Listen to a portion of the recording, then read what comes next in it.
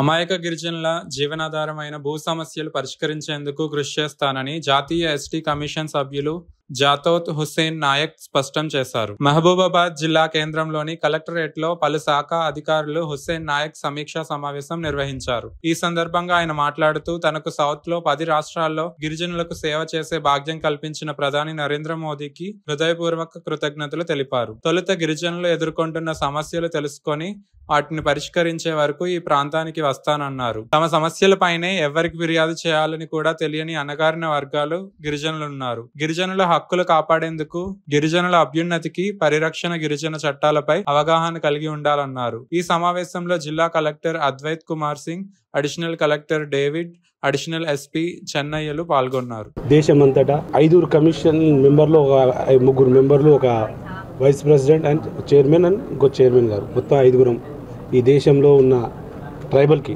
నాకు ఇచ్చిన south side 10 రాష్ట్రాలు నాకు బాధ్యతలు ఇవ్వడం జరిగింది. 10 రాష్ట్రాల్లో మహారాష్ట్ర, ఒరిస్సా, తెలంగాణ, ఆంధ్రప్రదేశ్, కర్ణాటక, తమిళనాడు, గోవా, పాండిచ్చేరి అండ్ లక్షద్వీప్, ఇలాంటి 10 రాష్ట్రాలు నాకు ఇవ్వడం, 22 మినిస్టర్స్ ఇవ్వడం, 22 మినిస్ట్రీ దేశం అంతటా తిరగడానికి నాకు ఈ అవకాశం, మా ట్రైబల్ బిడ్డలకి సేవ చేసే భాగ్యం నాకు కల్పించడం. నేను గతంలో రాజకీయ లీడర్ చేసిన, ఆ తర్వాత నన్ను చూసి ఇక్కడ ఉన్న భారత ప్రధాని గారు నాకు ఈ అవకాశాన్ని కల్పించారు. కాబట్టి ఇవాళ ఫస్ట్ టైం నేను మానుకోట రావడం. నా దగ్గర నిజంగా కొన్ని కంప్లైంట్లు మాత్రం ఎస్టీ కమిషన్లో ఉండే, ల్యాండ్ వివాదాలైనా కొన్ని వేరే ఇష్యూస్, ఒక 6-7 ఇష్యూస్ మాత్రమే నా దగ్గర ఉండే. ఫస్ట్ టైం ఇక్కడ విజిట్ చేయాలి, నేను రివ్యూ తీసుకోవాలి, గ్రీవెన్స్ తీసుకోవాలనుకున్నాం. కానీ కాదు, ముందు ఇక్కడ ఉన్న సమస్యలు ఏంటో తెలుసుకోవాలని మర్యాదపూర్వకంగా అందరిని కలవాలి. చిన్న సమస్యలు ఏమున్నాయి, వీళ్ళందరూ ఎవరు ఏందని తెలుసుకోవడానికి ఈ పర్యటన చేయడం జరుగుతుంది. ఈ పర్యటనలో భాగంగా ఇవాళ కలెక్టర్ ఆఫీస్కి రావడం, ఎస్పీ గారు, ఇవాళ మొత్తం డిఎఫ్ఓ గారు ఉండొచ్చు, మెడికల్ కాలేజ్ ఇష్యూస్ ఉండొచ్చు, ఇవన్నీ తిరగడానికి, చూడడానికి, ఇక్కడ ఎలా ఉంది, ఏం చేస్తుందో చూద్దామని వచ్చాను. కానీ నేను ఇక్కడ వచ్చినాక, నేను వస్తానన్నా కూడా అఫీషియల్గా అంత పబ్లిక్కి తెలియకుండా పిటిషన్స్ చూస్తే దాదాపు 100 మంది వచ్చారు.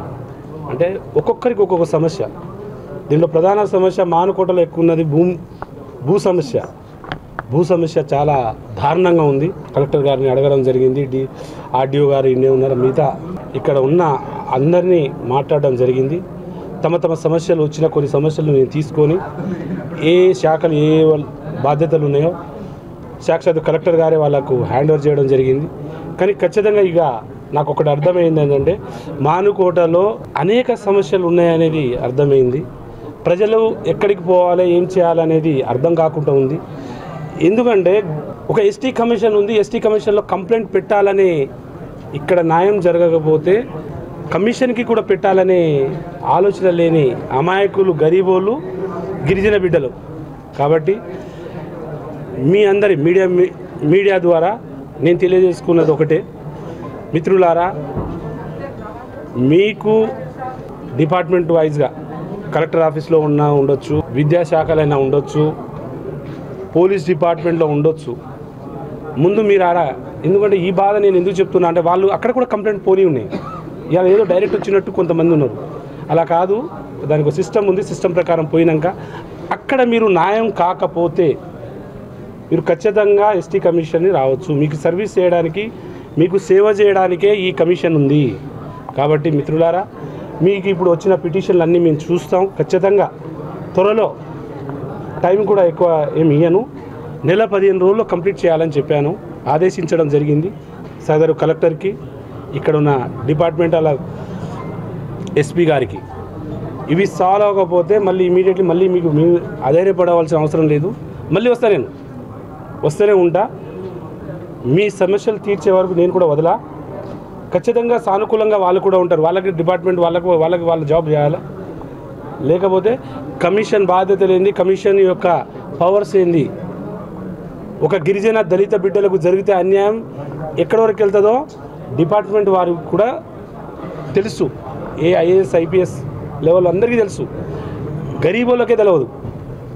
కాబట్టి ఖచ్చితంగా న్యాయం చేస్తానమ్మా, మీ అందరికీ న్యాయం చేసేటట్టు చేస్తా. అందులో ఇది మానుకోట నా సొంత ఊరు, నాది.